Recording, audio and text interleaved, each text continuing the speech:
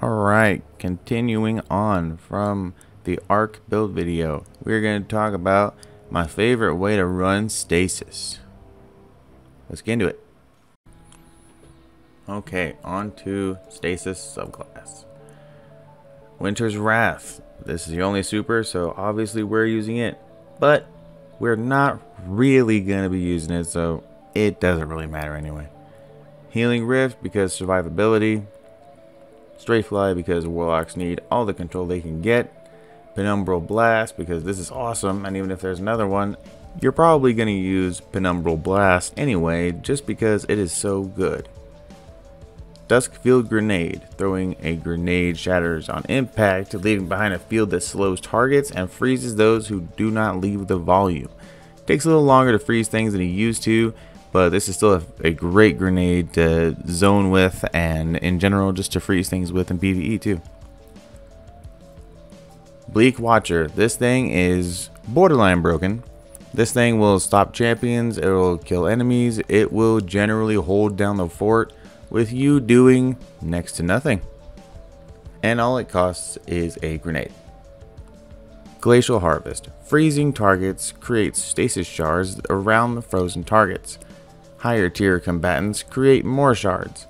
This is probably the most important aspect. You must have this one for this build because we are taking advantage of those shards. Whisper of Rhyme. Collecting a stasis shard grants a small amount of overshield, which falls off after 10 seconds. Collecting additional shards adds to the overshield and refreshes the timer. This is awesome. Just running through, collecting your shards, getting all that overshield never doesn't feel good, and adds to your survivability so much that you almost never really need your healing rift until you need a little bit more energy, and we'll talk about that later.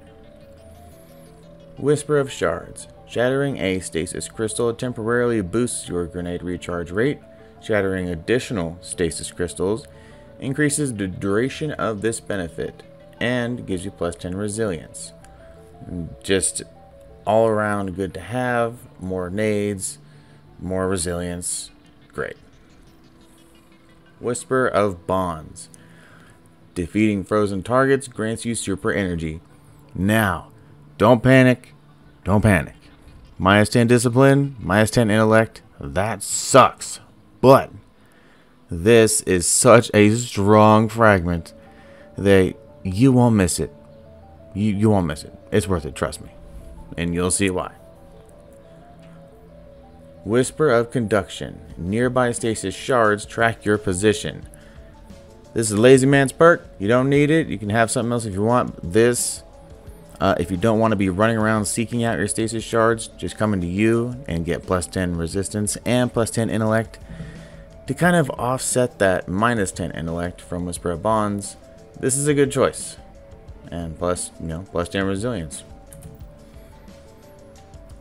Ager's Scepter. You knew we were going to be using it. Don't lie. Don't lie.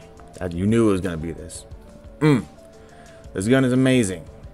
One of the best trace rifles in the game. And I don't even think it's close. It might be close come Lightfall with some of them changes, but not yet. Final blows with this weapon generate a slowing burst around the defeated target. It was already good there, but with this Ager Scepter catalyst, drains super energy, overflowing the magazine, empowering the beam with bonus damage and the ability to slow and freeze targets until the magazine or super energy runs out, or the weapon is stowed. It can only be activated when super energy is full. Oh boy, this perk.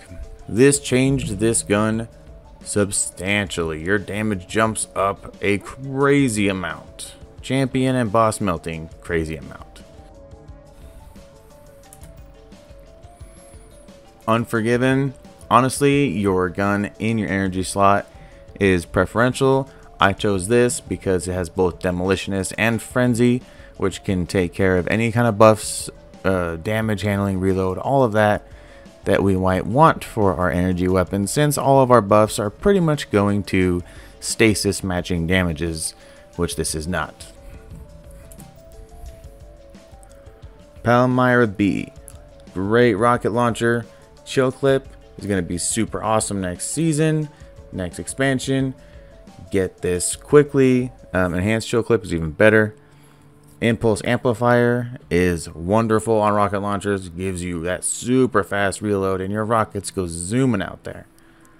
And impact casing for that extra damage on impact. So for the armor perks, on the helmet, we're doing all stasis pieces, by the way. Well of Restoration, picking up a stasis elemental well grants you additional energy for the ability that has the lowest energy. This is awesome. Always getting energy for, you know, your lowest one is the best idea, since you want that one to have the energy the most, because it's going to take the longest. So both of these are basically the same. We're going to be making orbs of light with stasis damage, both from this with Stasis Siphon and Harmonic Siphon for matching the Stasis to our subclass type.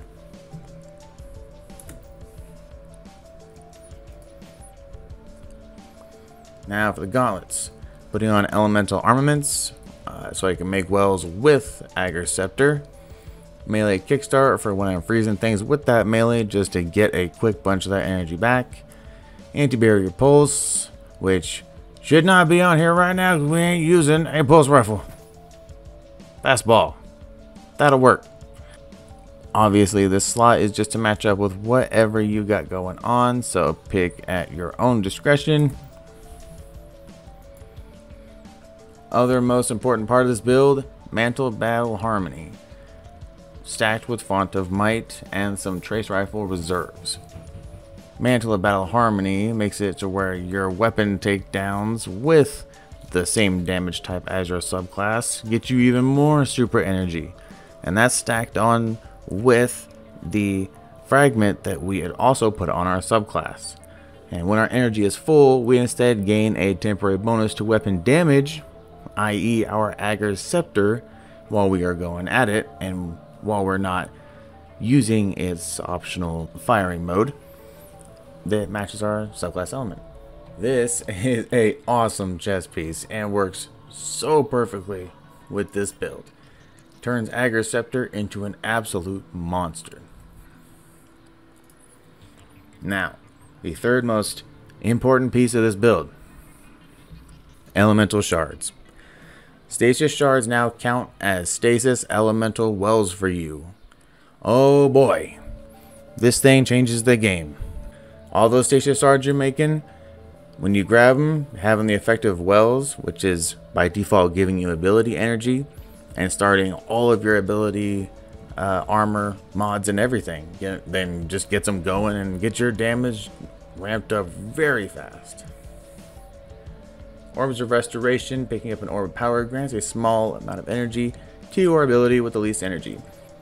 Along with the wells that are going to be giving us energy, making those orbs of power with our kinetic slot stasis weapon, we are going to make an orbs, get an ability energy back with those orbs. So not only is our weapon empowered, our abilities are constantly going to be flying. And for the last one, Pathfinder's Bond. Elemental Time Dilation. Elemental well mods that grant you time limited benefits now stack, increasing the duration of the effect for each copy of the mod you have equipped. This is awesome. Extending the timer for all of your damage perks and well mods is awesome. That I don't even have to explain why that's awesome. Just everything lasts longer. Special finisher. This is pretty important if you want to strictly just crutch on Ager Scepter. Don't worry, I won't judge you. It's fun. But you're going to need this if you want to keep that ammo. Now, if you don't have unstoppable champions, obviously you don't need this. But if you're not using this and you're already using, you know, a mod here, only got a little bit of energy, utility kickstart, always a winner. Always. So, let's see the demonstration of this build.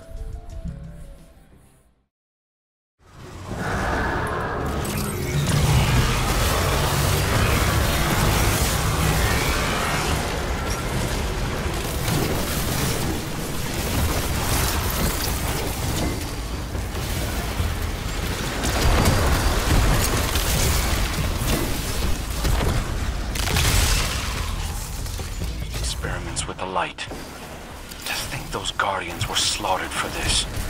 Cut the hive down with their own swords.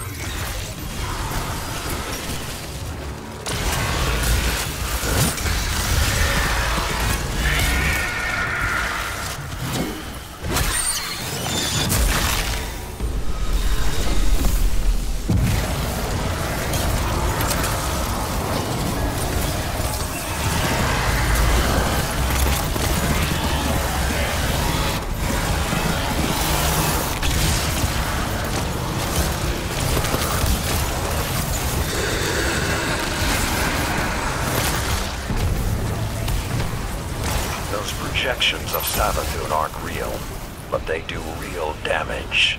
Lucky for us, so does the Synaptic Spear. Drive it through the Witch Queen's illusions.